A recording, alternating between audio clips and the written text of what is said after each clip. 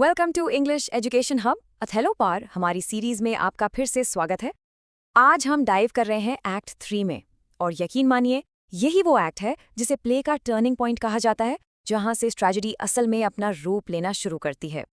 Act 3 के दिल में है ये फेमस कोट। यहाँ आयागो ओथेलो को जेलसी यानी ईर्ष्या से बचने को कह रहा है। वो जेलसी को एक ग्रीन आइड मॉन्स्टर कहता है, एक ऐसा राक्षस जो उसी चीज का मजाक उड़ाता है जिसे वो खाकर जिंदा रहता है। कितनी अजीब बात है ना, क्योंकि आयागो ही वो शख्स है जो इस राक्षस को ओथेलो के दिमाग में पैदा करने वाला है। तो आज हम क्या क्या कवर करेंगे? पहले हम देखेंगे डेस्डेमोना के मासूम वादे को, जिसे हम द सेटअप कह रहे हैं। फिर हम समझेंगे कि कैसे इयागो शक का जहर घोलता है। उसके बाद हम बात करेंगे उस मशहूर प्रूफ की, एक खोया हुआ रुमाल। और आखिर में हम ओथेलो के पूरे ट्रांसफॉर्मेशन को एनालाइज करेंगे। तो एक्ट 3 शुरू होता है कैसियो से। जैसा कि आपको याद होगा, उसे उसके पोस्ट से निकाल दिया गया है। अब वो डेस्डेमोना के पास जाता है और उससे रिक्वेस्ट करता है कि वो ओथेलो से उसकी सिफारिश करे। डेस्डेमोना, जो कि बहुत नेक दिल है, उसकी मदद करने के लिए फौरन तैयार हो जाती है। और बस अनजाने में ही वो इयागो के बिछाए जाल के लिए एक परफेक्ट सिचुएशन क्रिएट कर देती है। देखिए डेस्डेमोना यहाँ कितनी साफ दिल है। वो कैसियो को पूरा भरोसा दिलाती है कि वो उसकी मदद के लिए अपनी पूरी कोशिश करेगी। उसकी नीयत में कोई खोट नहीं है। लेकिन दोस्तों, यहीं पर शेक्सपियर ड्रामेटिक आयरनी का एक बेहतरीन इस्तेमाल करते हैं। हम यानी ऑडियंस जानते हैं कि डेस्डेमोना की यही अच्छाई, यही भलाई उसके ही खिलाफ इस्तेमाल होने वाली है। अब ये ड्रामेटिक आयरनी क्या है? ये एक ऐसी लिटरेरी टेक्निक है जिसमें ऑडियंस को वो सच पता होता है जो प्ले के कैरेक्टर्स को नहीं पता। इस पूरे प्ले में हम जानते हैं कि यागो कितना बड़ा विलन है, लेकिन ओथेलो उसे बार बार ऑनेस्ट इयागो यानी ईमानदार यागो बुलाता है। इससे ऑडियंस के लिए टेंशन और सस्पेंस बहुत ज्यादा बढ़ जाता है। चलिए अब उस सीन पर आते हैं जहां आयागो अपनी सबसे बड़ी चाल चलता है। एक बात पर गौर कीजिए, आयागो कभी भी ओथेलो पर डेस्डेमोना को लेकर सीधा इल्जाम नहीं लगाता। नहीं, वो इशारों का, हिंट्स का और आधी अधूरी बातों का इस्तेमाल करता है ताकि ओथेलो के मन में शक का बीज खुद ब खुद फनपने लगे। इस एक शब्द की ताकत को देखिए, इंडीड।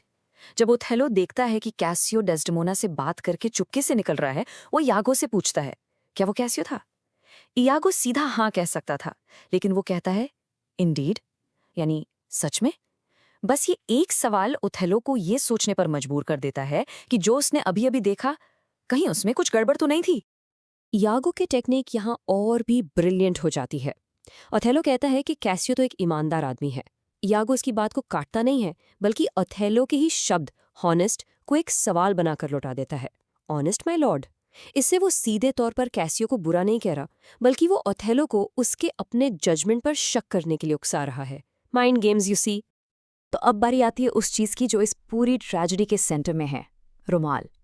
अयागो को पता है कि सिर्फ बातों से ओथेलो नहीं मानेगा, उसे ऑक्यूलर प्रूफ चाहिए, यानी आंखों देखा सबूत। और अयागो इस छोटी सी मामूली सी चीज, एक रुमाल को एक बहुत बड़े सबूत में बदलने वाला है। देखिए, ये सिर्फ एक कपड़े का टुकड़ा नहीं है, इसकी एक पूरी हिस्ट्री है। ये ओथेलो का डेस्डेमोना को दिया गया सबसे पहला तोहफा था। इसलिए ये रुमाल डेस्डेमोना की वफादारी और ओथेलो के प्यार का प्रतीक, एक सिंबल बन चुका है। इसका खो जाना उनके रिश्ते के विश्वास और उनकी शादी के टूटने को रिप्रेजेंट करता है। यागो अपने एक सोलोलोक्वी यानी जब वो खुद से बात करता है, तब वो रुमाल को लेकर अपना पूरा प्लान बताता है। स्टेप 1, वो इसे अपनी पत्नी अमीलिया से हासिल करेगा। स्टेप 2, उसे कैसियो के कमरे में छोड़ देगा। स्टेप 3, फिर वो ओथेलो को बताएगा कि देखो, रुमाल कैसियो के पास है, और इसे सबूत की तरह पेश करेगा। और स्टेप 4, इस मामूली सी चीज को इतना बड़ा बना देगा जैसे ये कोई पवित्र ग्रंथ का सबूत हो। ये लाइन यागो की इंसानी साइकोलॉजी पर पकड़ को दिखाती है। वो कहता है कि जो लोग जेलस होते हैं, उनके लिए हवा जितनी हल्की चीजें यानी छोटे मोटे शक भी उतने ही मजबूत सबूत बन जाते हैं जैसे किसी होली बुक में लिखी हुई सच्चाई। उसे पता है कि ओथेलो का जेलस दिमाग इस छोटे से रुमाल को बेलफाई का पक्का सबूत मान ही लेगा। तो अब तक हमने देखा कि जहर कैसे फैलाया गया। इस सेक्शन में हम उस जहर का असर देखेंगे। हम उस ओथेलो को कंपेयर करेंगे जो प्ले की शुरुआत में एक शांत, कॉन्फिडेंट और नोबल जनरल था। उस ओथेलो से जो अब गुस्से और जलन में पूरी तरह अंधा हो चुका है। ये प्ले का सबसे अहम और दुखद बदलाव है। जरा इन दो कोट्स को कंपेयर करके देखिए। शुरुआत में ओथेलो कहता है, मैं शक करने से पहले देखूंगा और जब शक होगा तो सबूत मांगूंगा। यहाँ वो लॉजिक और रीजन की बात कर रहा है। लेकिन इयागो के जहर के बाद वो क्या कहता है? दूर हो जाओ, तुमने मुझे टॉर्चर की मशीन पर लिटा दिया है। अब वो तर्क से नहीं बल्कि सिर्फ और सिर्फ दर्द और तकलीफ से सोच रहा है। ये इयागो के सबसे डरावने डायलॉग्स में से एक है। जब वो ओथेलो को दूर से आते हुए देखता है तो वो खुद से कहता है, देखो वो आ रहा है। अब दुनिया की कोई भी नींद की दवा, ना पॉपी, ना मांद्रागोरा, ना कोई और नशा तुम्हें वो मीठी सुकून भरी नींद नहीं दे सकती जो तुम्हें कल तक नसीब थी। इयागो को पता है कि उसने ओथेलो की मानसिक शांति को हमेशा के लिए छीन लिया है। और फिर आता है इस सीन का आखिरी सबसे भयानक पल। ओथेलो का प्यार अब पूरी तरह नफरत में बदल चुका है।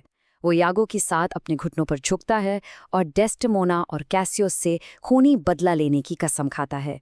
ये वो पॉइंट ऑफ नो रिटर्न है। यहाँ से ओथेलो के लिए वापसी का कोई रास्ता नहीं बचता। ट्रेजेडी अब तय हो चुकी है। तो अब जब प्यार बदले की आग बन चुका है, हम आपके लिए एक सवाल छोड़कर जा रहे हैं। इस सो कॉल्ड सबूत की कीमत क्या होगी? इसकी असली कीमत कौन चुकाएगा? इस पर जरूर सोचिए, क्योंकि आगे के एक्ट्स में हमें इसका जवाब मिलने वाला है। ओथेलो के एक्ट 3 के इस एनालिसिस में हमारे साथ जुड़ने के लिए बहुत बहुत शुक्रिया। हम जल्द ही एक्ट 4 का ब्रेकडाउन लेकर आएंगे। इस कहानी में आगे क्या होता है, ये जानने के लिए हमारे चैनल को सब्सक्राइब करना मत भूलिएगा। Thank you.